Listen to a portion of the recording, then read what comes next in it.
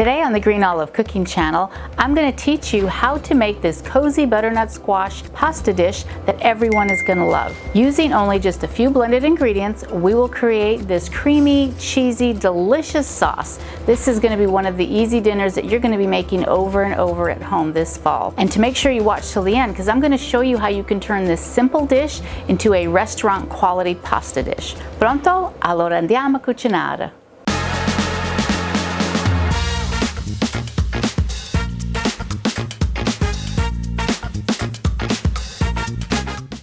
Ciao my friends, welcome to my kitchen. If you're new to my channel, this is where I teach you healthy, easy, everyday recipes for everyday cooking. And to start with, we have our butternut squash that we are going to peel. And so I usually start by cutting the end off on this end and as well on this end. And then using a vegetable peeler, I will take all the skin off. So it's pretty easy to prepare a butternut squash. I know sometimes people feel intimidated with a butternut squash and how to prepare it and cut it and clean it, and I get that. It is pretty simple. It does take, just a few extra minutes, but I also know that even myself, I like to buy the butternut squash already cut up and cleaned at Costco. It saves time. So by all means, you can do that as well. You don't have to start with a whole one that you cut and clean. I love butternut squash because it is one of those vegetables that just kind of reminds you of fall. Fall is here. I use it a lot in my fall cooking because it does make your dishes, it tends to lean towards more cozy kind of dishes like with the risotto or stews or soups. My grandmother would get up every morning and go out in the garden and look to see what is ready for the picking, and she would love when she would see the squash. As a matter of fact, she would call it gakuts. She'd come in and she'd say, look, I got the gakuts and we're gonna have that for lunch or we're gonna have it for dinner. And she loves it because it's such a versatile vegetable that you can have it savory or sweet, and there's just so many different things that you can do with it. So every time I think of the squash, I always think of my grandma. She's still alive though. She's 95 and still roaming in the garden and picking vegetables, so it's awesome. So at this point, to cut your squash, I usually cut it at the bottom of the neck. Then I take this part and I cut it in half because that's where all the seeds are.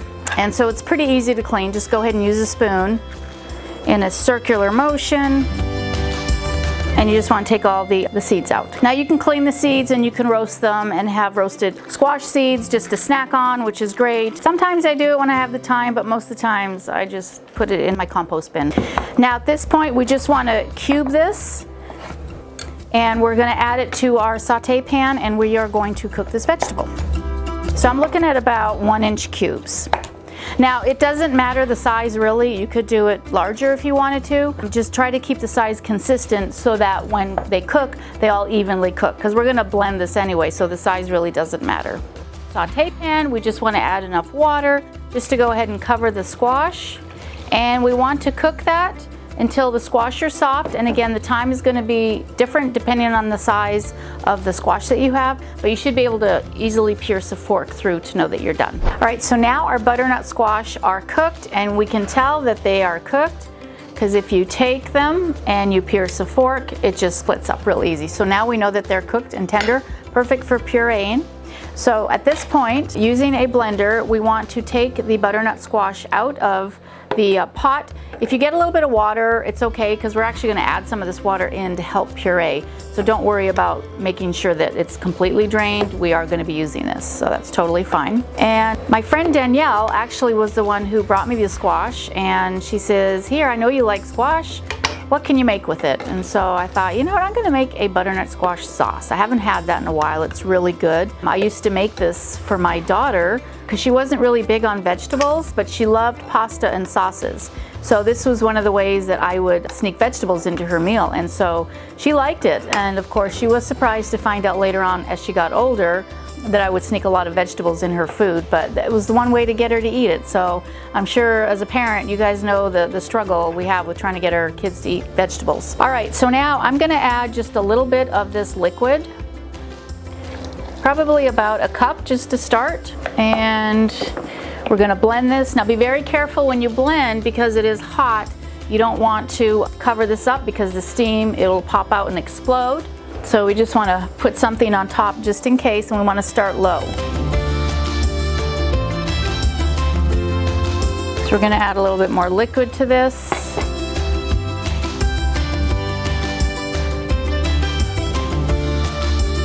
All right, we just want to make sure that it's nice and smooth.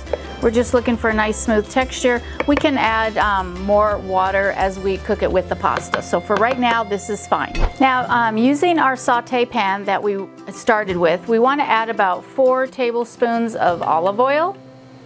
We don't have to worry about washing it out, it's totally fine. One of the things we want to do is we want to flavor our olive oil with some sage leaves. That'll help give it that fall flavor that we're looking for. And so anywhere from 6 to 8 leaves. Just go ahead and pull them off. And now let's go ahead and add them in the hot oil. And we just want to saute them for a few minutes. You want to be careful not to burn them because they will go brown. We still want to keep kind of that green color because we're going to use this for garnish later. So this just takes a few minutes. And once they've sauteed, we just go ahead and take them out of here and place them on a paper towel to drain. And we're just gonna set those aside. Now with our oil infused with that sage, we wanna add some more of the aromatics, and so we're gonna add some garlic. So now that our garlic has infused the oil, and you don't wanna cook the garlic too long before it even starts getting golden brown, otherwise the garlic will burn. It's really delicate. We just wanna infuse the oil with the garlic. Now we're gonna add our butternut squash, and be careful when you do that because this is water and that's oil and it's gonna splatter. So I like to take it off my heat first. Now we'll just return that to the heat and continue cooking. Now at this point we will want to flavor it with some salt and some pepper. I like to add red pepper flakes in here as well. And there is some of the butternut squash in here, so I'm just gonna take some of this liquid and just kind of rinse it out because I think I might need a little bit more liquid here. So I'm gonna add some red pepper flakes to that. Wanna salt it. And then at this point we want to finish this off with some butter and about a half a cup of Parmesan cheese. And I'm just going to taste for some salt, just a little bit more. Now you want to be careful about the salt because we are adding Parmesan cheese and that is also salty in itself. So I would test for salt after you get the Parmesan cheese in here. I am going to add just a little bit more pepper flakes. Now at this point we're going to add our pasta. Now you can add any kind of pasta you like, rigatoni, mustaccioli, penne, whatever. So I've got some penne pasta that I've cooked. So we just want to coat all that pasta. And if your sauce is still a little on the dry side, by all means you can add more of the liquid. So now to serve this restaurant style, like I had mentioned at the beginning of this video, go ahead and plate our pasta. Now your kids are gonna love this. A lot of times when I made it, my daughter thought it was mac and cheese. So I would just tell them that. To that we wanna add shaved Parmesan. I'm gonna add a few more pepper flakes. And then I'm going to add a burrata cheese. And if you are not familiar with the burrata cheese, it is a mozzarella cheese. This one's pretty soft. Sometimes they break up, but I just like to cut it in half and just place it on top. So it just adds a little bit more of a cheesiness to it. And then the sage leaves that we toasted earlier, I will just add a few more of those on top. And there you have a wonderful restaurant quality meal that your family is gonna love. And I hope that you guys try this one out. Until next time, ciao, ci vediamo dopo.